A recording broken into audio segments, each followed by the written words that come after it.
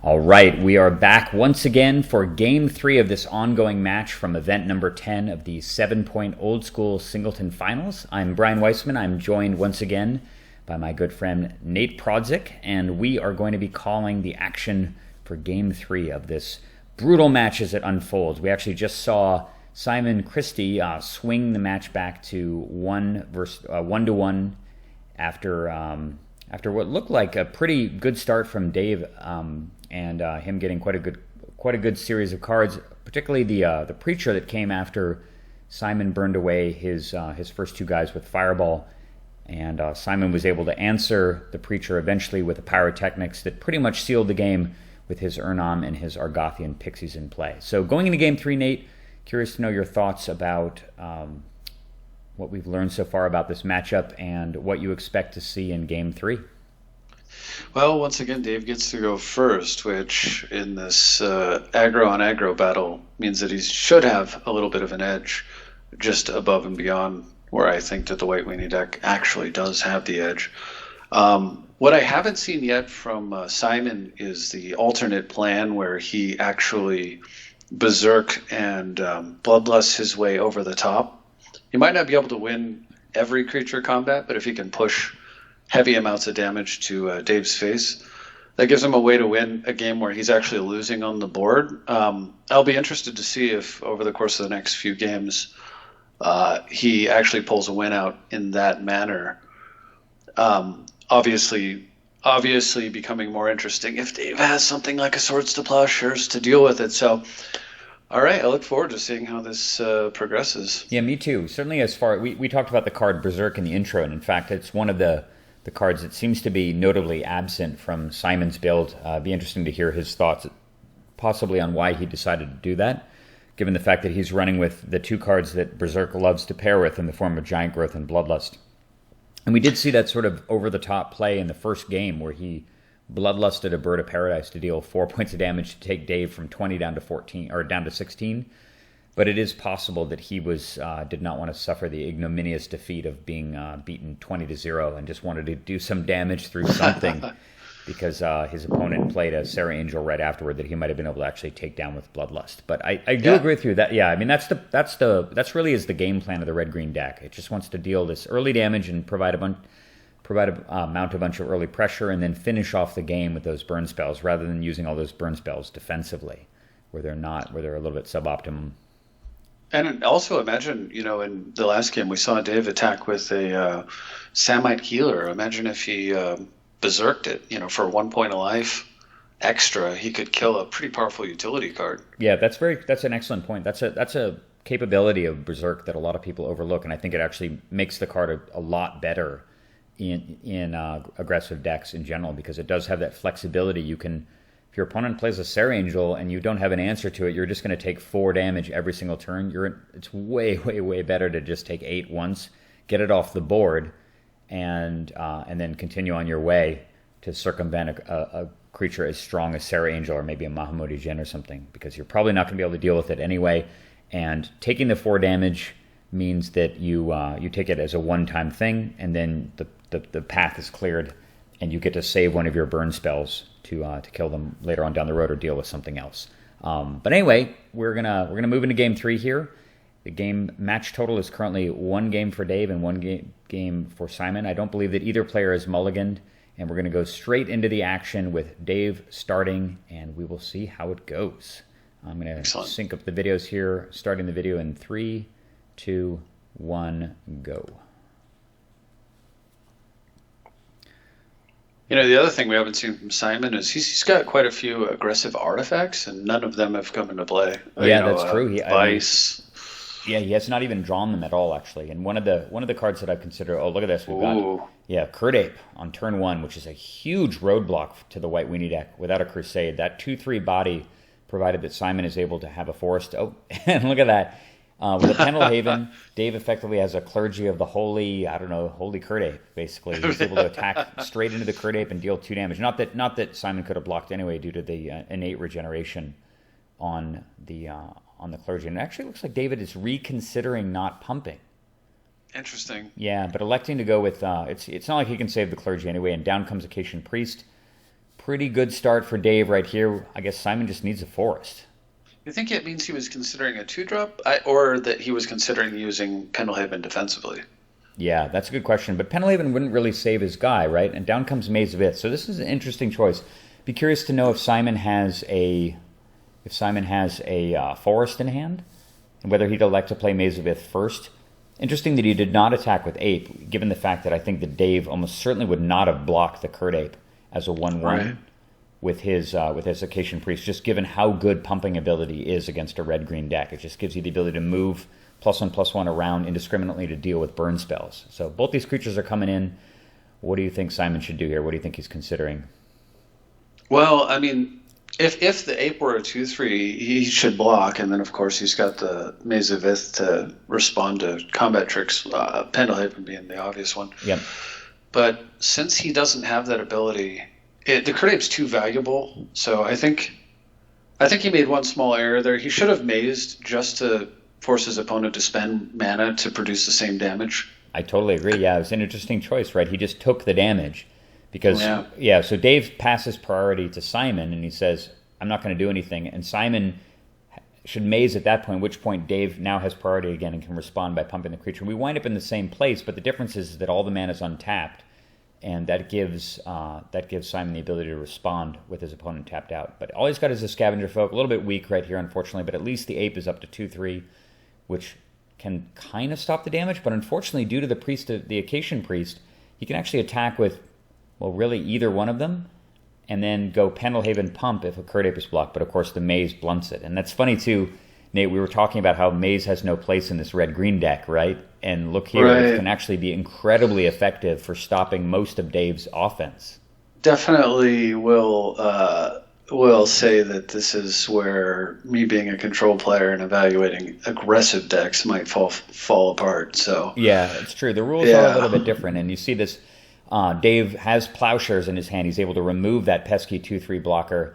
Maze of Ith works here, and Dave has the option now to pump. So it looks like he is pumping by tapping Pendelhaven. That'll drop Simon down to 16 life. Life totals are currently 16 to 20, and post-combat, down comes the Amru Kithkin. Remember I was talking about how with multiple pump effects, this creature can be very, very difficult to deal with. Yeah. You can only block it with small things, and if it can get bigger due to pumping, and there's multiple pumping sources in play, it becomes effectively unblockable. But that Maze, super powerful right now, and I'm sure that Simon's very glad to have it because it's going to save him potentially a ton of damage. All he's got is this weak Scavenger Folk in play right now, though. I felt like he should have blocked the Acacian Priests because surely Dave's not going to trade. He would have to pump to protect his guy. And then just maze his, and then he could have mazed it, basically causing Dave to waste mana. Yeah, waste mana and saving himself a point of damage, right? And protect. Yeah, exactly. So yeah, he's using the maze a little bit early here. Yeah, I feel he's missing out on a few tricks you can pull off with maze. Yeah, I guess that priest is occasionally good. It is occasionally good. Yeah, I found it very pesky as well. It's surprisingly strong, particularly for a 1-drop from Fallen Empires, and the kind of card you would never see showing up in white weenie decks outside of probably the 7-point old school Singleton format, or maybe some weird niche format where Fallen Empires is the only set you're allowed to play it with. Maybe as like a one-off, in older formats where you had multiple Savannah Lions just to account for mana flood, but yeah, you're right. It's just hard to compete with Javelineers and Lions at the 1 slot in terms of just that gives you enough offense if you're playing white weenie. Okay, look, so we got a block here. That's really good. So he's got at least a Scavenger Folk, and now that Plowshares is gone, he knows he doesn't have to worry about it. And between Pendelhaven and a pump from the Priest, that still will only get either one of those creatures up to 4 health. This gives him a window to take down that Amru Kithkin. Yeah, I have to assume it's Kithkin that he's... I sure hope so. Otherwise, he's got a... So he's pumping... it was the Regenerator. Yeah, what do you think about the choice to block the Regenerator over Amru Kithkin there? Well, it's not the worst. He's got the... he still has the maze. He's got the small creature. I think he needs to... I think that this is actually okay. The problem he's having a little bit of, or it looks like he might be having, was because he'd have to play the Maze of Ith early, and some of his cards are a little bit more expensive. Yeah. So if he has to retain mana back to prevent the regeneration, he might not really have a window. See, like right here, he wouldn't have any mana to do it. Right.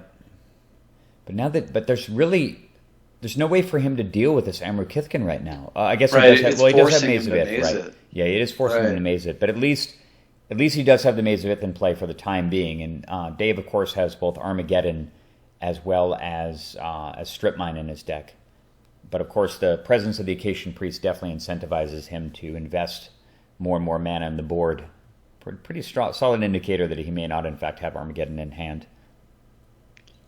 Yeah, and I mean, Urnam Jin is comparable to Stray Angel. I mean, it's the best creature in the red-green deck, so the fact that it showed up in 2 of these games, and also pairs very nicely with Maze of Ith. Yep. Of course, he is going to have to start giving Forest Walk to something, though, and that's a real thing. I guess he does have Maze of Ith.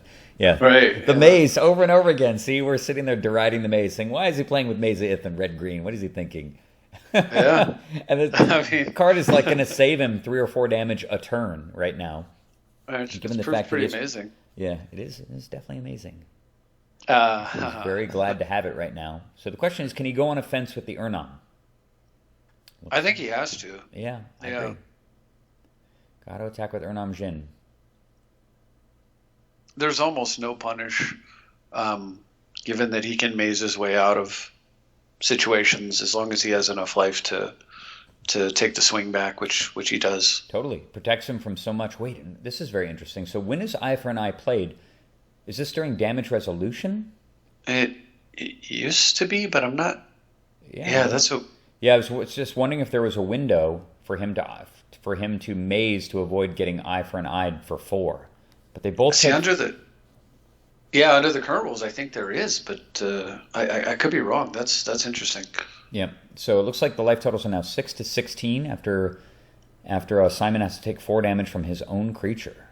Yeah, brutal 8-point life swing because it's 4 damage prevented and dealt. By the way, just as an aside, it's interesting that I wonder if Eye for an Eye is under consideration for future cancellation for cultural insensitivity. It does depict a guy with a scimitar lopping somebody's head off. Yeah, it's a pretty... It's certainly not sensitive to the gentleman with the head being removed, that's for sure. Yeah, definitely. And look at this. Lightning Bolt now able to take down the Acacian Priest since he had to tap 2 mana to cast Eye for an Eye, and he did not have enough ability to Pendlehaven and Pump to keep the creature alive. So look at this. Momentum appears to be sort of sliding back in Simon's favor. He is at a big health deficit, and Dave just doesn't have anything going on at all.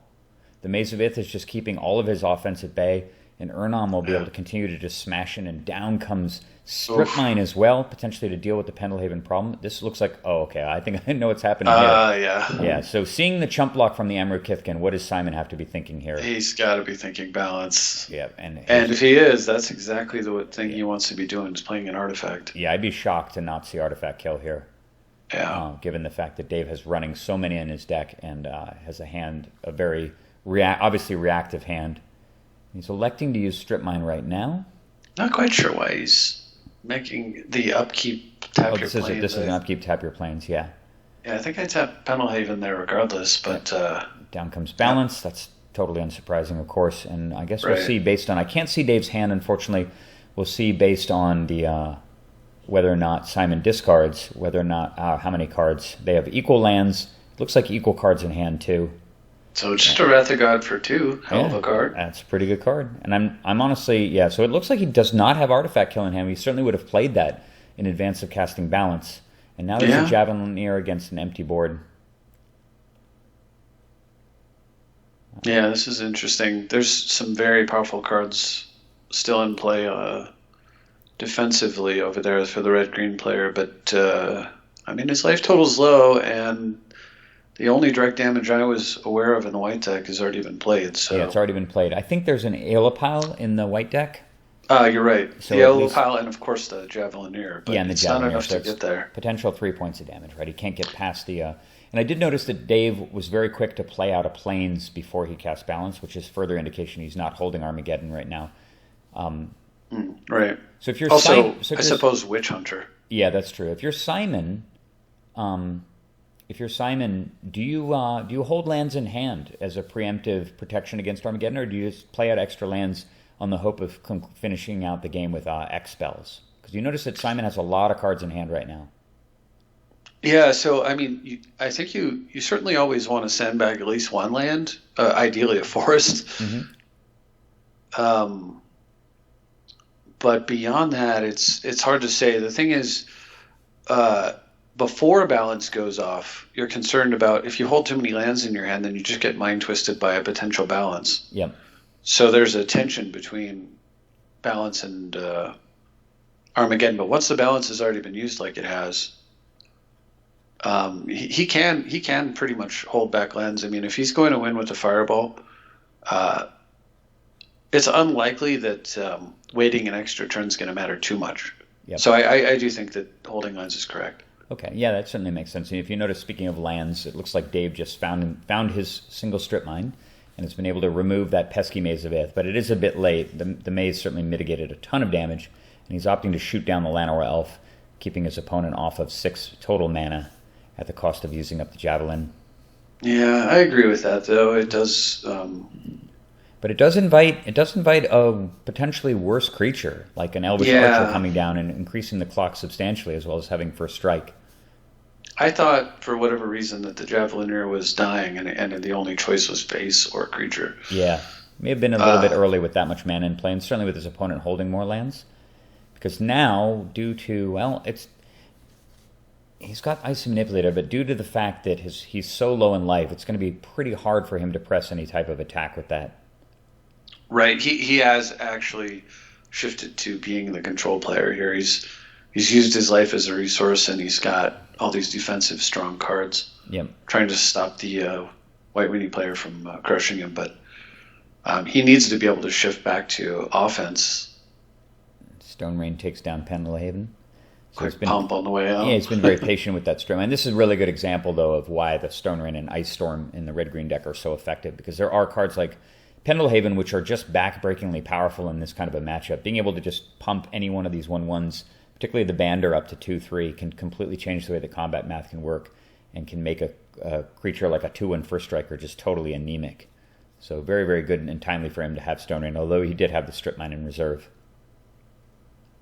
Right, yeah. You can see he's still, like, from the beginning, I felt like he was a little bit shy on mana, and then he developed, but I still feel like the red-green deck is not where it wants to be in the land. No, he really hasn't. Yeah, he really hasn't been able to, and he hasn't really been able to mount much of an offense either. But no. Part of that reason, of course, is the fact that the white creatures are very combat-y, and they're just really, really good at working in tandem with each other, particularly, obviously, on defense. The way that Banding's interactions work on defense are just absurd. A single bander on defense can actually hold back an army because of the way that banding works. Particularly if you have life to burn and you can let a few creatures through, you can just kill anything else. And wow, down comes a flyer. Very, very timely. I'm sure he's extremely glad to see that. Yeah, the ability to start applying pressure. I actually think you should. With his life total being where it is, he can take a hit if it goes wrong. So I think you should push with the first striker. You think with the attack of the archers here? What is the potential drawback to doing that? Well, if somehow the gargoyles get dealt with, for example, I believe, does he have Icy in the white deck? No, but he has Chaos Orb. So if the gargoyles get dealt with somehow, he can take an extra point of damage. Well, it looks like he was following your advice there perfectly, Nate, because he did attack with the Elvish Archer. Yeah, that's nice. Oh, and Chain Lightning as well to remove the Bander. This is really looking like red-green's got a ton of momentum now. 4 power of attackers in play. Icy going to neutralize defenders. Oh, and he's even tapping down planes. What do you think about that with all the Crusades in the deck? No, I don't agree. Not unless you're gonna strip mine also, because it doesn't take him off Armageddon. It doesn't. The only thing it takes him off of is Sarah Angel that I'm aware of. Yeah, I think so. And who knows if Dave has even more lands in play. But it looks like he has nothing at all. He cannot attack with the 1/1. Got to be feeling pretty good in the red-green seat at this point. You've got 4 points of offense and Icy. What do you think about using the Strip Mine now to take down a plains and then using the Icy to tap down the other plains? I actually don't like it. I think the Icy should just be to protect his life total. But I do think he actually should be turning both creatures. There we go. Turn them both sideways. I think that's correct. No, he did not. He only attacked with Eh? just the gargoyle, leaving the archers back. It's giving his opponent some opportunities. Ah, Black Vice. That's just such a good example of why we were talking about how this card is extremely weak in this particular matchup. Just against White Right. Weenie, the card is just at its absolute worst. And he is electing to strip mine now. It's worse than that. He may have just walked into a dust to dust. Yeah, that's true, actually. That's a very valid point we're going to see. I mean, you have to always, in this format, you always got to be considering what could my opponent be holding when he's got a bunch of cards in hand. And it doesn't. It looks like he's lucked out a little bit there. He does not have Dust to Dust, but he does have one of the best ground creatures in play and available in the format in the form of the Order Elite Board, which can tangle just fine with these first striking Elvish Archers. Yeah, that's new icy target. Yeah, but he's able to attack with the Gargoyle at least. Or as we used to call it, the Order of Light Beer. Order of Light Beer. He's passing the turn back, so we're going to see a tap of a land during upkeep. We're just going to just let him go. Almost. Yeah, I mean, he doesn't have to wait until, combat phase. Okay. I'm trying to think of what, Crusade effects can change the math, but I can't think of anything else No, really. probably nothing. No, neither Jihad nor... So he's tapping on the order. That makes sense. Are we going to see a Serra Angel here is the question. There are 2 cards in Simon's hand, and we have not seen any X spells at all. We've not seen Pyrotechnics this game. We've not seen Fireball. We've not seen Disintegrate. Right.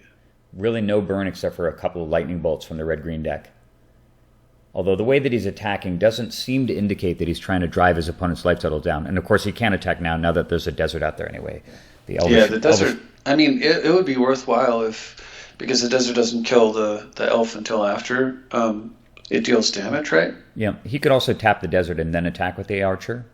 That's true as well. And probably on the alpha strike, once he gets burn in his hand and he calculates that he can win. Yep, we'll probably see something like that. I would think he would tap both blockers, swing in, let the desert kill his guy. So what do you think? In order to deal 2 more damage. What do you think Dave is really looking to draw here right now? What's going to get him out of this situation? Yeah, Chaos Orb would help. Dust to Dust would be okay. Aeola Pile isn't horrible, but none of these sound particularly great. Probably the best card he can draw is Preacher. Yeah, I guess Preacher at least would grab him something on the ground and would probably force Simon back onto defense with that Gargoyle. Particularly now that he's played a factory and he could threaten lethal damage in one attack. Right. Next to that, the Witch. Yeah, the Witch Hunter. But the life totals are dwindling away here. He's only now 1 attack away from Gargoyle knocking him down to 4 and then burning him. And it's sort of based on body language and the way that this game has been progressing. I have a pretty strong suspicion that Simon has an X spell in his hand. Yeah. Oh, interesting.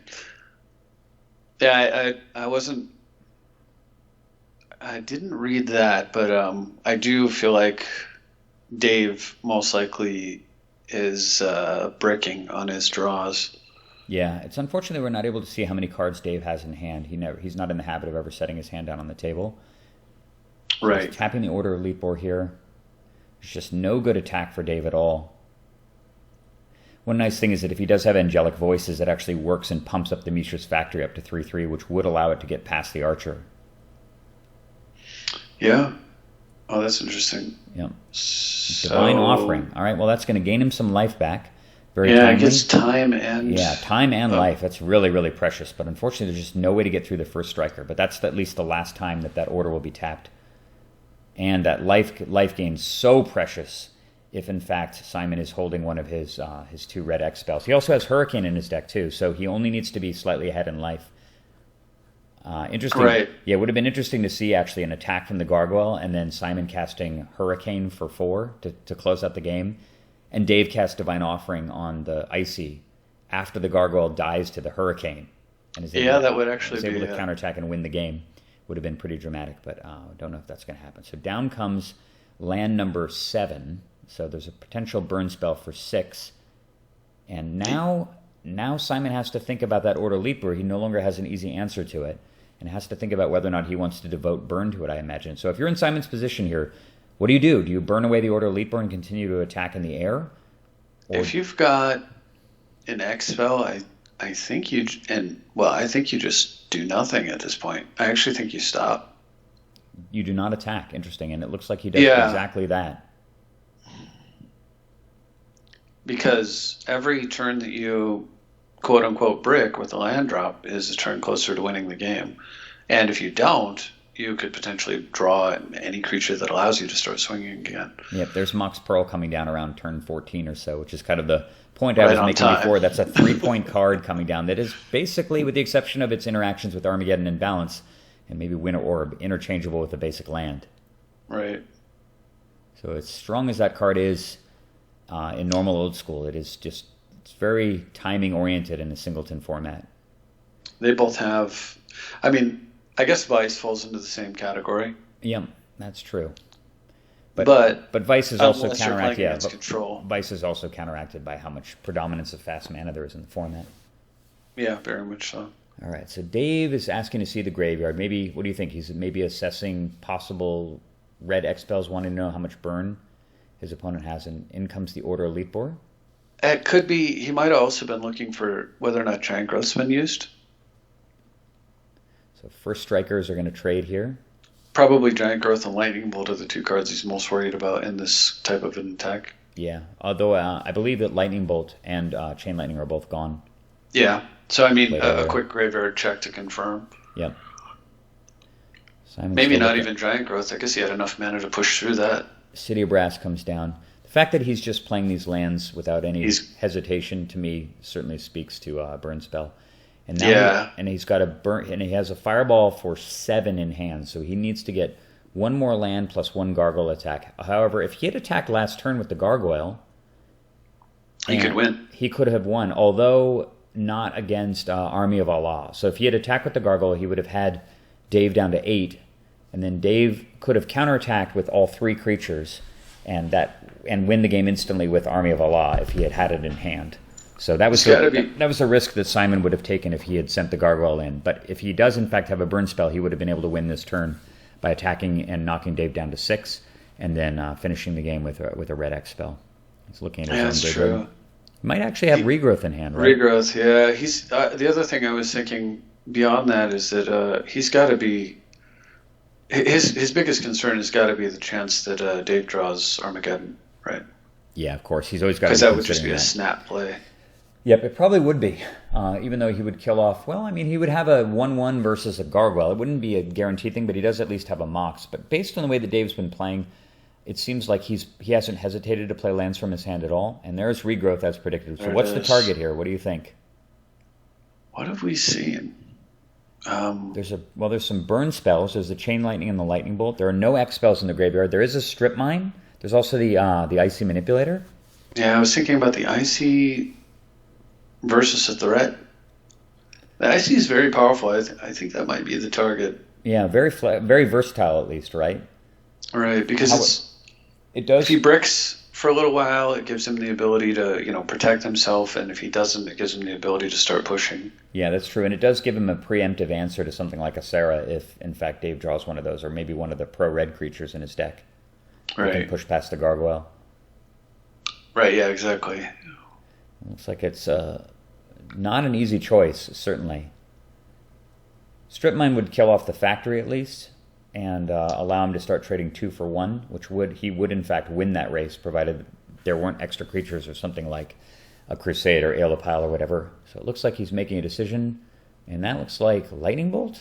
Well, it's a good card to have in your hand. And he's deciding to attack here. It goes down to if 6. He has the burn that you're predicting, the X spell, then the Bolt is basically saying, hey, I'm going to win the game next turn. Yeah, it seals the game next turn, and it does protect him from Army of Allah killing him as well. Right. So maybe that's the play here. Maybe he is in fact worried about Army of Allah, and Dave attacking with both creatures. So yep, here they come. Yep. If he does have Army of Allah, he's going to have to bolt the factory. Now let's see how disciplined he is. Can he just take the damage, which is what he probably needs to do? Yep. I mean, I don't know his hand, but I feel like that's... So he is preemptively just bolting. Oof. Risky, but it paid off. Yeah. Oh wait, I guess the life total was not. You know what? I think his life total was actually 9 and not 6 this whole time. Oh, which is dramatic. Now that really changes some of the earlier decisions. Okay, there's Hurricane. There it is. Yeah. Yeah, which I thought he might have been holding. So he attacks for 2, casts a Hurricane for 4, and that is it. Wow. In quick fashion, well, not so quick fashion. 30 minutes later, Simon Christie manages to take game 3, and taking the match